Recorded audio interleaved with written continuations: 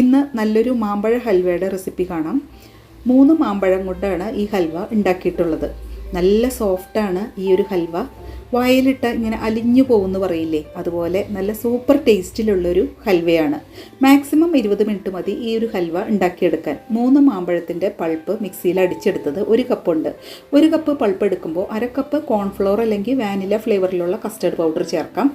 1/4 cup പഞ്ചസാര, മധുരം balance ചെയ്യാൻ 2 നുള്ളു ഉപ്പും കൂടെ ചേർത്ത് ഒന്ന് അടിച്ചെടുക്കാം. ഇതിലേക്ക് 1 കപ്പ് വെള്ളം കൂടി ചേർത്ത് ഒന്ന് അടിച്ച് മിക്സ് ചെയ്തെടുക്കുക. ഹൽവ ഉണ്ടാക്കാനുള്ള മിക്സ് തയ്യാറായി. ഇനി ഒരു നോൺ സ്റ്റിക്ക് പാനിലേക്ക് ഒഴിച്ച് മീഡിയം ലോ ഫ്ലെയിമിൽ വെച്ച് കുക്ക് ചെയ്ത് തുടങ്ങാം. തിളയ്ക്കാനായിട്ട് തുടങ്ങുമ്പോൾ ഈ ഫ്രൈങ് പാൻ്റെ സൈഡിൽ ഇതുപോലെ പറ്റിപ്പിടിച്ച് വരും. അത് നന്നായി ഇളക്കി യോജിപ്പിച്ച് കൊടുക്കണം. ഈ ഹൽവയുടെ മിക്സ് വറ്റാനായിട്ട് തുടങ്ങുമ്പോൾ ഓരോ ടീസ്പൂൺ വീതം നെയ്യ് ചേർത്ത് കൊടുക്കാം. നെയ്യ് കഴിക്കാത്തവരാണെങ്കിൽ ഏതെങ്കിലും ഫ്ലേവർലെസ് ആയിട്ടുള്ള കുക്കിംഗ് ഓയിൽ ചേർത്താൽ മതി. ഓരോ ടീസ്പൂൺ നെയ്യ് ചേർക്കുന്നതും ഈ മാമ്പഴ മിക്സിൽ നന്നായി ബ്ലെൻഡായി മിക്സ് ആയതിന് ശേഷം വേണം അടുത്ത സ്പൂൺ നെയ്യ് ചേർത്ത് കൊടുക്കാനായിട്ട്. ടോട്ടലായിട്ട് 4 ടീസ്പൂൺ നെയ്യാണ് ഞാൻ ചേർത്തത്. ഇപ്പോൾ കുക്ക് ചെയ്യാനായിട്ട് തുടങ്ങിയിട്ട് 15 മിനിറ്റ് കഴിഞ്ഞു. ഇനി ഇതിലേക്ക് ഫ്ലേവറിനായിട്ട് 1/2 ടീസ്പൂൺ ഏലക്കായ പൊടി ചേർത്ത് കൊടുക്കാം.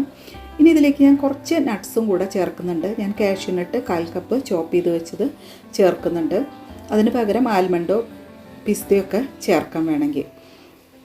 ഇപ്പോൾ നമുക്ക് ഇനി ഈ ഹൽവ പാകമായോ എന്നറിയാനായിട്ട് ഞാനിവിടെ കുറച്ചെടുത്ത് ഒരു സ്പൂണിൽ എടുത്ത് നോക്കുന്നുണ്ട്. ഷേപ്പ് ഹോൾഡ് ചെയ്യുന്നുണ്ടെങ്കിൽ ഹൽവ പാകമായെന്നാണ് അർത്ഥം.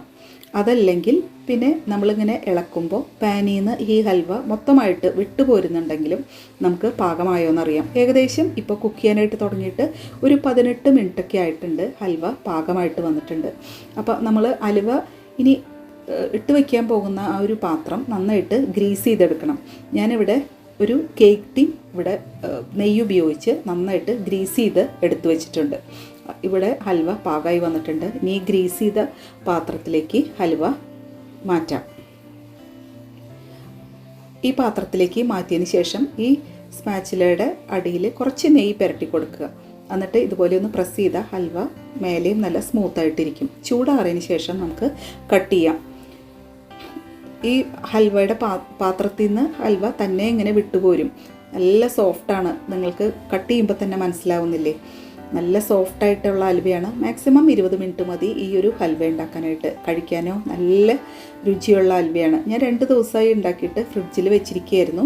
അപ്പോൾ ഇപ്പോഴും അത് ഒട്ടും ഹാർഡാവാതെ ഫ്രിഡ്ജിൽ ഇരിക്കുന്നുണ്ട്. അപ്പോൾ നിങ്ങൾ ഉണ്ടാക്കി നോക്കിയിട്ട് ഫീഡ്ബാക്ക് പറയുക. നല്ല റെസിപ്പിയുമായി വീണ്ടും കാണാം. വീഡിയോ ഇഷ്ടമായോ ഒന്ന് ലൈക്ക് ചെയ്യുക. താങ്ക്